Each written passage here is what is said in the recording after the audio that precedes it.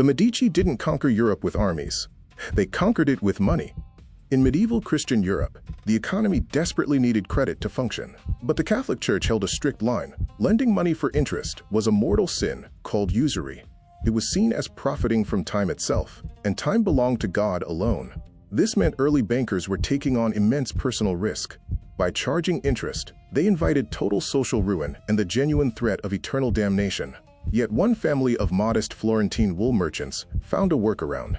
They embedded themselves so deeply into the Catholic Church that they eventually produced 4 popes from their own bloodline. The Medici survived the Church's strict financial doctrine and eventually absorbed the institution that had declared their core business a sin. Growing a commercial empire in the Middle Ages meant moving physical gold and silver across Europe.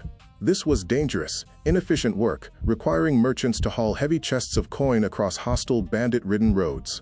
To solve this, the Medici popularized the letter of credit. A merchant could deposit physical funds securely in one city, take a piece of paper, and safely travel to withdraw an equivalent amount in another. This map shows how the transaction avoided divine law. Instead of charging a direct interest rate on the loan, the Medici Bank took its profit through currency exchange rates and service fees embedded within the transfer. Long-distance commerce became secure, and the substance of lending continued while completely sidestepping the Church's prohibition. Scaling this system meant building a network of branch partnerships across major commercial centers like Rome, Venice, and London. Operating so far from Florence required intense trust among partners who couldn't communicate faster than a horse could run. To prevent fraud and catch math errors across this slow-moving network, the Medici rigorously adopted a highly disciplined accounting technique, double-entry bookkeeping. The core mechanic is simple. Every transaction is recorded twice, as a debit and a credit. By designing the ledger to balance naturally, they created an alarm system. If the two sides failed to match, managers instantly knew an error occurred, making missing funds traceable. Through strict enforcement of this verifiable data structure, a regional money lending operation grew into a reliable, multinational financial institution. With a secure, continent-spanning network in place, the Medici landed an enormously wealthy client. They became the trusted bankers to the papacy itself, managing the massive flow of Catholic revenues from all over Europe. Back home in Florence, Cosimo de' Medici outmaneuvered the local republic.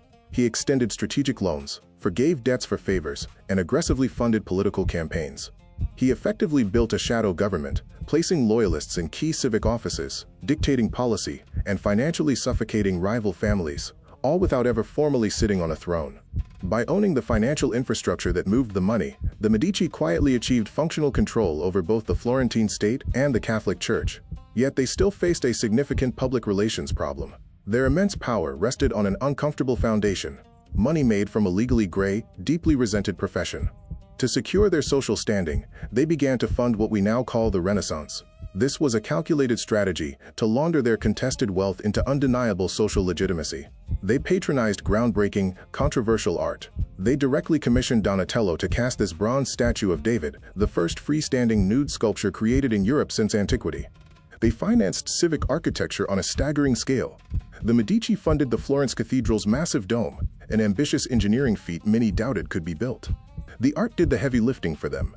It successfully converted an uncomfortable banking fortune into universally admired cultural prestige, effectively silencing their critics. As the decades passed, the institution began to erode from the inside.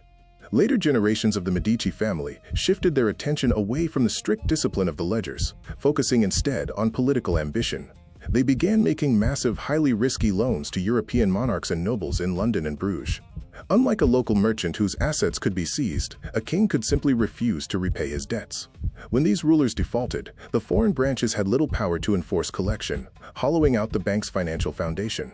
In their pursuit of ultimate prestige by banking royalty, the Medici abandoned the operational discipline that had built their empire in the first place. By the late 15th century, the Medici Bank was in a state of terminal decline. Yet they had already secured their ultimate strategic triumph. They no longer needed the bank to survive. Their wealth had successfully been transmuted into self-sustaining institutional power.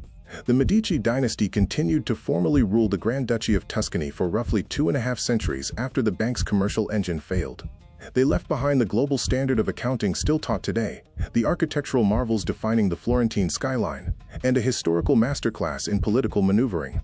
The deepest, most enduring fortunes in history are not built on what a family sells. They are built on becoming so indispensable to the infrastructure of society that the family eventually becomes the system itself. The Medici didn't just build a bank, they built a system that outlived the bank itself.